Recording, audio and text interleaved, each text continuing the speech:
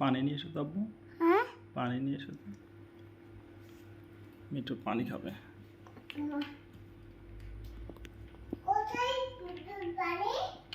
এখানে এখানে এখানে ওই যে গ্লাসটা নিয়ে এসো।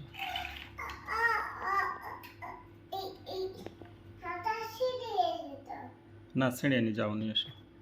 না এখানে আছে তো আমি যাচ্ছি এটা আমার এটা